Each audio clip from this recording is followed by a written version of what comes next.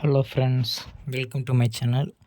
So இப்போ நம்ம இந்த வீடியோவில் என்ன பார்க்க போகிறோம் அப்படின்னு சொல்லி பார்த்தீங்கன்னா, நம்ம மை3 அந்த ஒரு கம்பெனியை பற்றி தான் நம்ம பார்க்க போகிறோம். சரிங்களா? ஸோ எல்லோரும் என்கிட்ட என்ன கேட்டுட்ருக்கீங்கன்னா, மை3 எப்போ பேமெண்ட் போட போகிறாங்க, போட்டுருவாங்களா இல்லை டிலே பண்ணுவாங்களா, நீங்கள் சொல்லுங்கள் அப்படிங்கிற மாதிரி என்கிட்ட கேட்டுட்ருக்கீங்க சஜஷன். கம்பெனி ஓனரே பார்த்திங்கன்னா எல்லாருக்குமே இந்த மாதம் எண்டுக்குள்ளே நான் கொடுத்துட்றேன் அப்படிங்கிற மாதிரி ஒரு வீடியோவில் அவர் பேசி சொல்லியிருக்காங்க. ஸோ அதையும் மீறி என்கிட்ட கொடுத்துருவாங்களா கொடுக்க மாட்டாங்களா அந்த மாதிரி என்கிட்ட கேட்டுட்ருக்கீங்க. சரிங்களா? ஸோ எனக்கு நியூஸ் படி பார்த்திங்கன்னா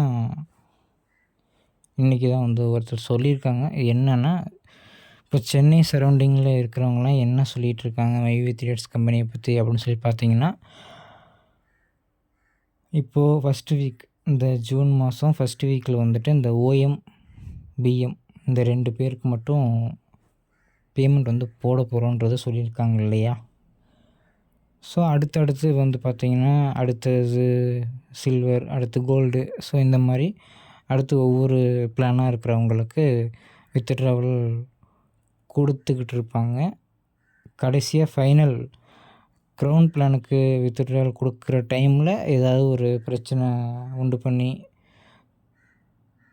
சரிங்களா, அந்த அசோக் ஸ்ரீநிதி மூலமாக ஏதாவது ஒரு பிரச்சனையை க்ரியேட் பண்ணி, ஸோ எம்டியை அரெஸ்ட் பண்ணிட்டு போகிற மாதிரி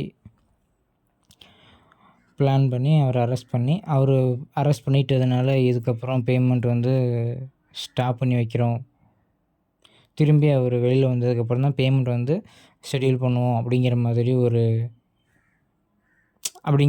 பிளான் பண்ண போகிறாங்க அப்படிங்கிற மாதிரி சென்னை சரௌண்டிங்கில் இருக்கிறவங்க எல்லாருமே பேசிக்கிறாங்க அப்படிங்கிற மாதிரி எனக்கு ஒருத்தர் சொல்லியிருக்காங்க. சரிங்களா? இது உண்மையாக நடக்குமா நடக்காதான்றதுலாம் எனக்கு தெரியாது. பட்டு இந்த மாதிரி ஒரு இன்ஃபர்மேஷன் நமக்கு ஒருத்தர் சொல்லியிருக்காங்க. இந்த மாதிரி தான் எல்லோரும் சொல்லிக்கிறாங்க.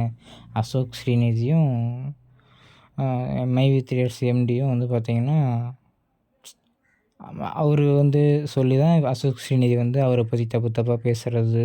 ஸோ இது எல்லாமே அவங்க சொல்லி தான் பேசுகிறாங்க, அவங்க சொல்லி தான் இவங்க ஒவ்வொன்றா பண்ணுறாங்க, இது எல்லாமே ப்ரீ பிளானடாக பண்ணிகிட்ருக்காங்க, இந்த மாதிரி பண்ணுங்கள், இது மாதிரி ஒரு பிரச்சனை உண்டு பண்ணுங்கன்ற மாதிரி அவங்க சொல்லி தான் பண்ணுறாங்க அப்படிங்கிற மாதிரி பேசிக்கிட்டு இருக்கிறதா சொல்கிறாங்க. பட் இது உண்மையா இல்லையா அப்படிங்கிறது நமக்கு தெரியாது.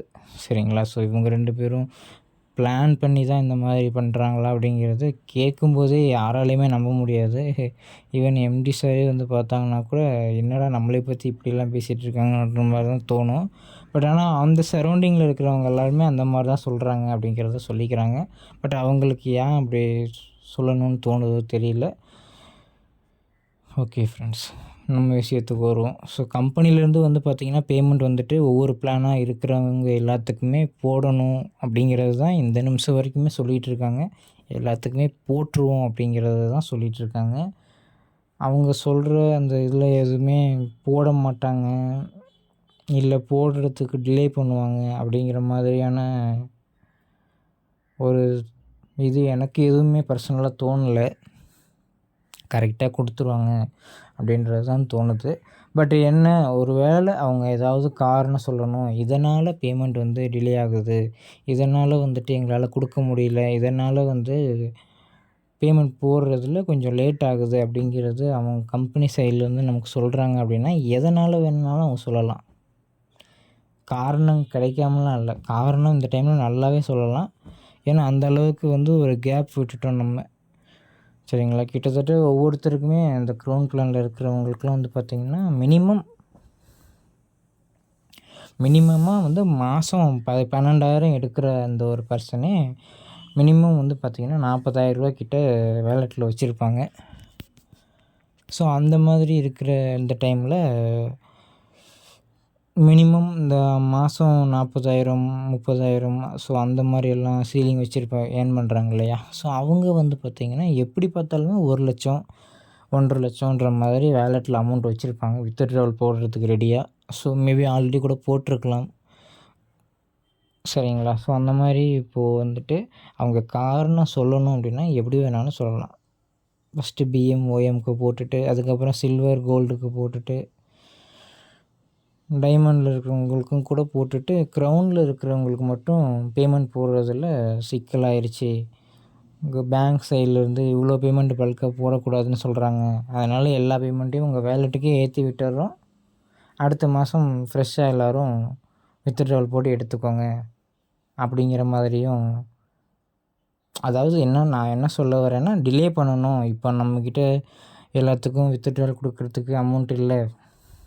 ஏன்னா 3 மாதமாக கம்பெனியில் வந்துட்டு க்ரௌன் பிளான் வந்துட்டு ஐடி போட முடியாமல் ஸ்டாப் பண்ணி தான் வச்சுருக்காங்க.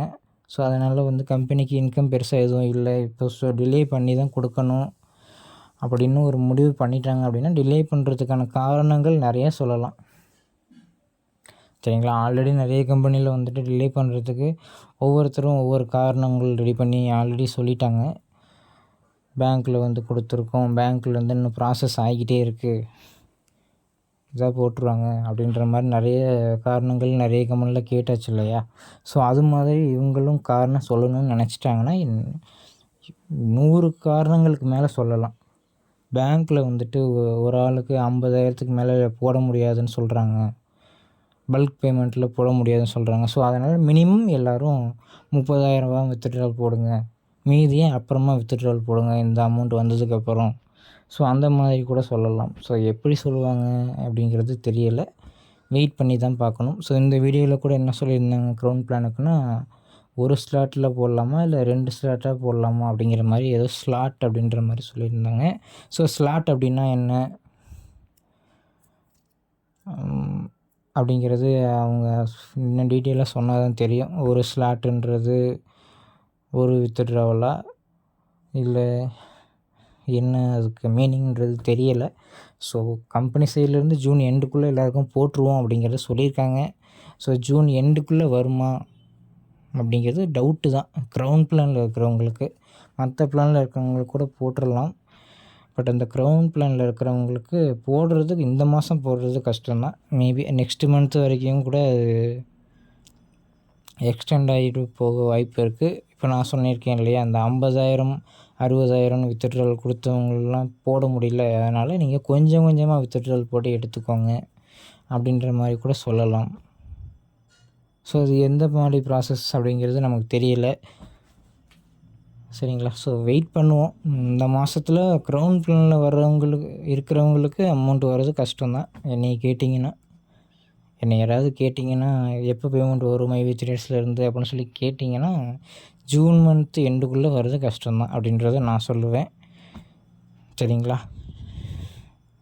இவ்வளோ கம்பெனிலேருந்தே போகணுன்னு முடிவு பண்ணால் கூட இந்த பேங்க் சைட்லேருந்து அவங்க இவ்வளோ பேமெண்ட்லாம் இந்த வீக் போட முடியாது, மந்த் எண்ட் ஆகிடுச்சு, நெக்ஸ்ட் மந்த்து போட்டுக்கலாம் அப்படின்னு கூட சொல்லலாம். ஸோ அதனால் வந்துட்டு இந்த மாதம் வரும் அப்படின்றது யாரும் எதிர்பார்த்துக்கிட்டு இருந்தீங்கன்னா மறந்துடுங்க, அடுத்த மாதம் வாங்கிக்கலாம். இல்லைன்னா நம்ம சென்னையில் இருக்கிறவங்களாம் பேசிக்கிறாங்க இல்லையா, ஸோ அந்த மாதிரி நடக்குமா அப்படிங்கிறதும் தெரியல. பட் அவங்க அந்த மாதிரி சொன்ன உடனே எனக்கு ஒரு மாதிரி ஷாக்கிங் ஆகிடுச்சு. என்னடா இந்த மாதிரியெல்லாம் க்ரியேட் பண்ணுறாங்க, இந்த மாதிரி கூட ஒருத்தரால் யோசிக்க முடியுமா அப்படிங்கிற மாதிரிலாம் திங்கிங் போயிடுச்சு. ஓகே ஃப்ரெண்ட்ஸ், அவ்வளோதான், வேறு எதுவும் இல்லை. தொடர்ந்து பேமெண்ட் வருமா வந்துடுமான்னு கேட்டுட்டு இருந்தீங்க. வந்துடும். பட் க்ரௌன் பிளானில் இருக்கிறவங்களுக்கு வந்துடுமா அப்படிங்கிறது எனக்கு தெரியலை. வெயிட் பண்ணி தான் நம்ம பார்க்கணும். Okay, thank you friends.